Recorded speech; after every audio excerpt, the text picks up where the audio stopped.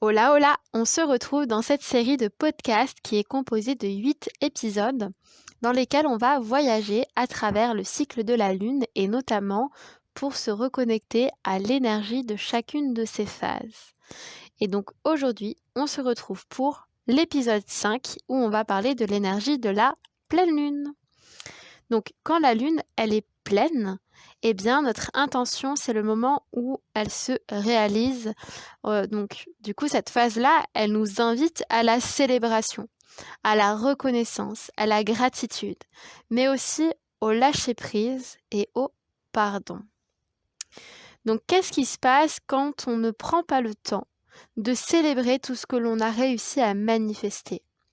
Déjà, premièrement, on ne se rend pas compte de notre potentiel, de nos forces, de nos capacités, de ce que l'on a tout simplement réussi à faire, à manifester. Du coup, forcément, on perd espoir, on perd motivation en se disant qu'on n'avance pas. Parce que peut-être que, oui, on n'a pas réalisé le truc final de fin, mais parce que des fois, on a besoin de plusieurs étapes avant d'y arriver. Et si on ne se reconnecte pas à tout ce qu'on a déjà manifesté au fur et à mesure, déjà depuis ces 2 semaines passées, eh bien, il y a un moment donné où on a l'impression qu'on tourne en rond, qu'on est nul, qu'on n'arrive à rien, comme je disais, qu'on n'avance pas. Bref, on perd tout espoir et on se dit on n'y arrivera jamais et puis point. Du coup, on se démotive, on fait plus rien et on ne va pas au bout des choses. Et ça, c'est vraiment dommage. Il y a aussi le fait que par exemple, on peut aussi avoir du mal à lâcher prise sur ce qui ne s'est pas encore réalisé.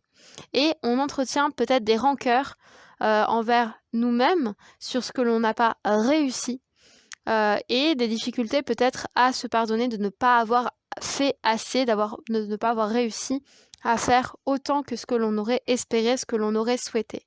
Donc vraiment dans cette phase, on est invité à, du coup, se concentrer sur ce que l'on a déjà manifesté, sur ce qui s'est déjà réalisé, sur tout ce qui, se focaliser sur ce qui est déjà là, ce qui a déjà été accompli. Et donc, qu'est-ce qui se passe quand on s'autorise ça? Déjà, on s'offre un moment d'amour, un moment de fierté, de joie, de bienveillance envers soi.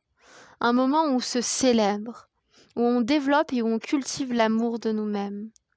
Mais aussi, on réalise à quel point finalement, on est génial, on a de la valeur, on est en capacité à faire des choses, on est en capacité à avancer.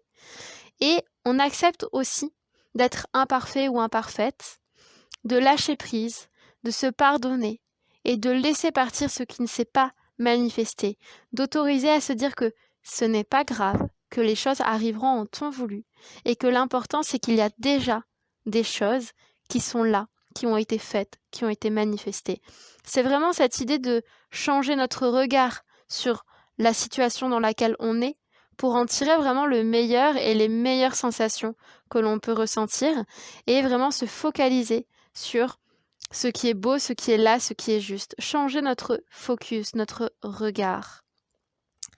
Et du coup, apprendre à voir la vie avec un œil beaucoup plus apaisé, beaucoup plus joyeux, beaucoup plus léger, je dirais. Et du coup, l'avantage du rythme de la Lune dans cette phase-là, c'est que ça nous permet vraiment, justement, de faire ce point-là sur toutes les choses qu'on a accomplies durant ces 2 semaines et se rendre compte à quel point on a déjà avancé, on a déjà développé notre capacité et du coup notre confiance à réaliser certaines choses, à avancer. Et ça, en fait, c'est quelque chose que dans la vie, on a très très très souvent tendance à oublier. Et avoir ce moment où on se pose dans notre journal, où on se met face à notre journal pour déposer, prendre le temps de faire ce petit check intérieur de « Ok, qu'est-ce qui s'est passé pendant 2 semaines? De quoi je suis fière que ce soit réalisé ?» C'est tout bête, ça prend pas longtemps, mais ça fait toute la différence. Donc là, tu vas me dire que ok, mais peut-être que tu vas te demander qu'est-ce que c'est au rythme de la Lune? Eh bien, c'est une exploration que j'ai créée qui est basée du coup sur le cycle de la Lune pour apprendre à se connaître et à se comprendre à travers ce cycle, pour comprendre comment il nous influence et du coup qui nous permet de grandir intérieurement, étape par étape, en fonction de chaque phase et en fonction de chaque cycle. Parce que chaque phase a sa propre énergie qui nous permet de venir voir certains aspects de nous, mais en même temps, chaque cycle est différent parce que nous évoluons, parce que nous grandissons, et donc chaque cycle est nouveau. Et dans chacun de ces cycles-là, justement, on a quelque chose de nouveau à apprendre en fonction de la vie qui nous entoure. Et c'est vraiment un accompagnement au quotidien et qui vraiment nous suit. Et enfin, moi, ça fait 3 ans, bientôt 3 ans que je fais du coup au rythme de la lune, chaque cycle, donc chaque mois, et je suis encore ébahie, encore étonnée, encore waouh à chaque cycle, à chaque tirage, parce que ça m'apprend encore et encore.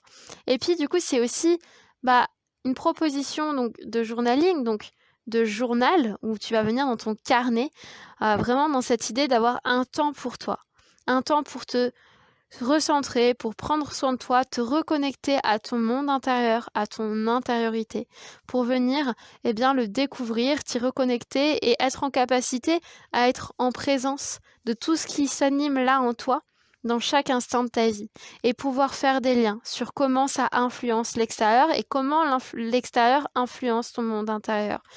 Vraiment venir développer tes ressentis, ton intuition, tout ça c'est attrait à la lune. Ça fait partie de cet astre. C'est vraiment cette planète-là, si on peut la considérer comme telle, c'est vraiment cet astre-là qui vient parler de notre intuition, de notre monde intérieur, de notre aspect féminin, qu'on soit homme ou qu'on soit femme. Donc se reconnecter à nos ressentis, apprendre à ressentir les choses, à ressentir cette intuition, cet instinct en nous qui vient nous parler et qui vient nous guider. Et du coup, l'avantage, c'est que grâce au rythme de la lune, tu peux vraiment comprendre déjà donc l'énergie de chacune de ces phases, mais aussi de ces cycles, parce que chaque cycle est régi par, selon le calendrier celtique, une plante ou un arbre différent. Souvent, c'est plutôt des arbres, qui vraiment a une énergie propre et qui vient teinter en fait l'énergie de ce cycle, qui est en lien du coup avec aussi les saisons, que je parle davantage Au rythme des saisons, mais c'est une autre histoire. C'est un autre monde, mais qui vient aussi nous influencer et qui est très intéressant à découvrir. Tu viens aussi apprendre à connaître les couleurs à travers les cycles, qui du coup sont les mêmes pour chaque cycle, puisque un cycle est composé des mêmes phases. Simplement, le temps est différé.